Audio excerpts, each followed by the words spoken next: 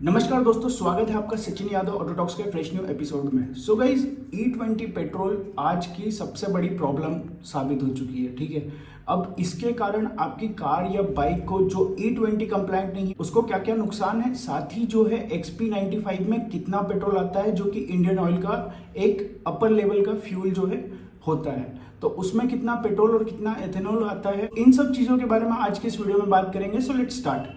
So guys, सबसे पहली बात तो कि E20 पेट्रोल का आपकी नॉन कंप्लायंट कार या बाइक पे क्या असर होता है। मारुति और Hyundai जैसी कार कंपनियां कहती है कि जो कार E20 कंप्लायंट है या बाइक E20 कंप्लायंट है, उन कार्स या बाइक्स में तो वारंटी वगैरह वॉइड नहीं होगी, लेकिन अगर आप नॉन कंप्लायंट कार्स या बाइक्स में अगर असर पड़ता है E20 फ्यूल के कारण, तो वो वारंटी प्लस इंश्योरेंस आपका वॉइड हो सकता है। ये जो एक क्वायरी ट्विटर पर की गई थी कि क्या E20 के कारण होने वाले नुकसान पर इंश्योरेंस कंपनी अपना इंश्योरेंस देगी, तो इंश्योरेंस कंपनी ने रिप्लाई करते हुए कहा कि नहीं, लेकिन जब ये ट्वीट फैला तो उन्होंने इसको डिलीट कर दिया।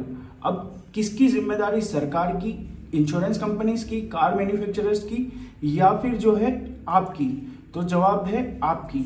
यानी मारुति और Hyundai जैसी कार कंपनियां कहती है कि अगर आप नॉन कंप्लायंट कार्स या बाइक्स में E20 फ्यूल यूज कर रहे हैं तो उसके कारण होने वाली खराबी, फ्यूल पाइप में जंग, माइलेज में 5 से 10% तक की जो है गिरावट देखने को मिली है, इंजेक्टर क्लॉगिंग, साथ ही फ्यूल पंप का खराब होना, और साथ ही जो है कोल्ड स्टार्ट में जो है परेशानी आना, ये सब जो है नॉर्मल परेशानियां हैं फेस की गई लोगों के द्वारा। E20 कार या बाइक जो नॉन कंप्लायंट थी E20 फ्यूल के, उनमें यूज करने पर ये सारी प्रॉब्लम्स जो है देखी गई, साथ ही रस्टिंग भी देखने को मिली है काफी लोगों को। तो सरकार कहती है कि इसमें कोई आपको जो है नॉन कंप्लायंट कार्स या बाइक्स में 1 या 2% से ज्यादा असर नहीं पड़ेगा, लेकिन हकीकत कुछ और है। और ये किसकी रिस्पॉन्सिबिलिटी है?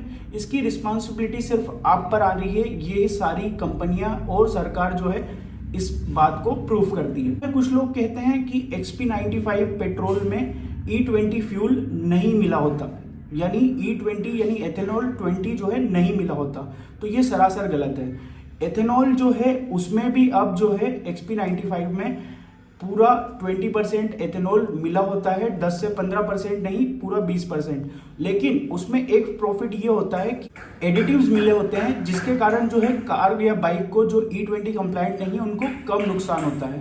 लेकिन होता तो है, इंडियन ऑयल का XP100 जो है उसमें आपको जो है फ्यूल पूरा देखने को मिल सकता है, लेकिन उसके चांसेस भी कम है। तो अपनी बाइक या कार जो नॉन कंप्लायंट है उनको बचाने के लिए आप जो है महंगा पेट्रोल यूज कर सकते हैं, ताकि जो है आपकी कार या बाइक को बुरा असर या खराबी ना आए।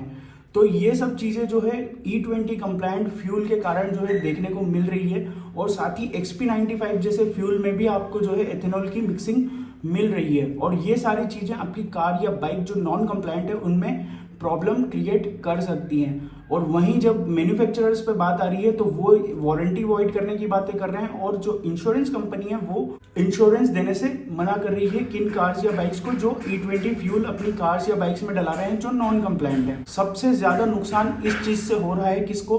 कंज्यूमर को। क्यों? क्योंकि कंज्यूमर को सिलेक्ट करने का ऑप्शन ही नहीं दिया जा रहा कि आपको कौन सा फ्यूल खरीदना है, यानी आपको 100% फ्यूल खरीदना है या फिर 80%। अब इसमें कंज्यूमर का कितना नुकसान है? एक तो आप पे कर रहे हो पूरे फ्यूल का, ठीक है, 100% फ्यूल के लिए आपने पे किया, लेकिन आपको मिला कितना? 80%। उसके बाद जो है आपकी बाइक का या कार का माइलेज भी ड्रॉप हो गया, तो उस कारण से आपको डबल नुकसान हुआ। साथ में थर्ड नुकसान ये है कि जब कार या बाइक को नुकसान होगा, यानी हार्म होगा, ये सारी चीजें जो मैंने आपको अभी बताई, अगर ये नुकसान होते हैं तो फिर वो आपकी जिम्मेदारी है, तो वहां पर भी आपको जो है हेवी प्राइस पे करनी पड़ती है। तो इन सब में जो है कंज्यूमर का पूरा तरीके से नुकसान है।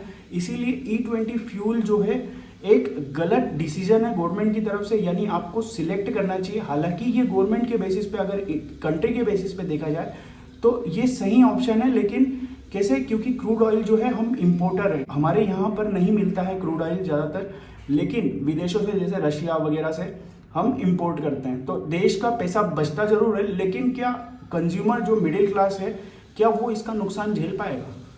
सवाल का जवाब आप कमेंट सेक्शन में जरूर दीजिएगा, और साथ ही अगर वीडियो अच्छा लगा हो तो लाइक कीजिएगा, शेयर कीजिएगा अपने फ्रेंड्स के साथ। जो सोचते हैं कि E20 फ्यूल के कारण जो है आपकी नॉन कंप्लाइंट कार या बाइक को नुकसान नहीं होगा। साथ ही सब्सक्राइब कर दीजिएगा सचिन यादव ऑटोटॉक्स को, ताकि ऑटोमोबाइल से रिलेटेड ऐसे ही न्यूज व्यूज रिव्यूज आपको सारे अपडेट्स मिलते रहें, और बेल नोटिफिकेशन भी दबा दीजिएगा ताकि कोई भी अपडेट आपसे छूटे ना। सो गाइज, इस वीडियो में इतना ही। मिलते हैं ऑटोमोबाइल से रिलेटेड किसी नेक्स्ट वीडियो में। तब तक के लिए bye bye, take care, Vande Mataram. Thanks for watching.